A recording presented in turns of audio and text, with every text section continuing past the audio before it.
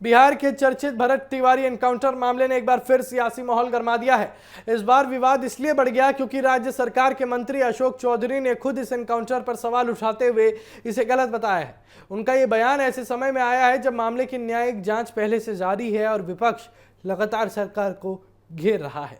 रविवार को मंत्री अशोक चौधरी भोजपुर जिले के बिलौटी गांव पहुंचे, जहां उन्होंने भरत तिवारी के परिजनों से मुलाकात की और उन्होंने श्रद्धांजलि अर्पित की। इस दौरान उन्होंने कहा कि भरत तिवारी का एनकाउंटर गलत था और पूरे मामले की निष्पक्ष जांच होनी चाहिए। उन्होंने ये भी कहा कि अगर किसी स्तर पर अधिकारियों की गलती सामने आती है तो उनके खिलाफ सख्त कार्रवाई होनी चाहिए। अशोक चौधरी ने मीडिया से बातचीत में कहा कि किसी भी लोकतांत्रिक व्यवस्था में कानून से ऊपर कोई भी नहीं हो सकता और अगर किसी व्यक्ति पर आरोप है तो उसके खिलाफ कानूनी कार्रवाई होनी चाहिए, लेकिन बिना पूरी प्रक्रिया अपनाए किसी की जान जाना गंभीर विषय है। उन्होंने कहा कि न्यायिक जांच चल रही है और सच्चाई सामने आने का इंतजार किया जाना चाहिए। मंत्री ने इस दौरान जगदीशपुर के एसडीओ की भूमिका पर भी सवाल उठाया। उनका कहना था कि पूरी घटना में प्रशासनिक स्तर पर क्या फैसले लिए गए और किन परिस्थितियों में पुलिस कार्रवाई हुई, इसकी भी गहराई से जांच होनी चाहिए। उन्होंने मांग की कि अगर जांच में कोई अधिकारी दोषी पाया जाता है तो उसे बख्शा नहीं जाना चाहिए।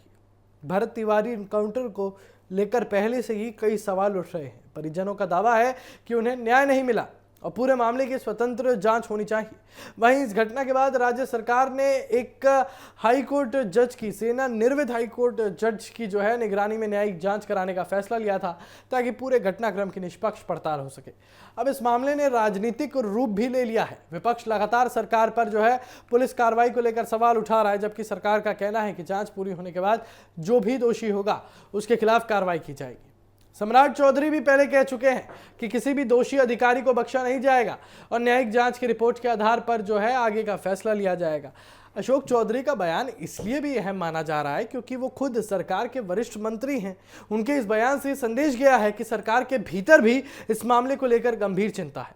हालांकि उन्होंने ये भी स्पष्ट किया कि जांच पूरी होने से पहले किसी अंतिम निष्कर्ष पर पहुंचना उचित नहीं होगा और सभी पक्षों को जांच प्रक्रिया पर भरोसा रखना चाहिए। और भरत तिवारी, उनके परिवार ने भी न्याय की मांग दोहराई है।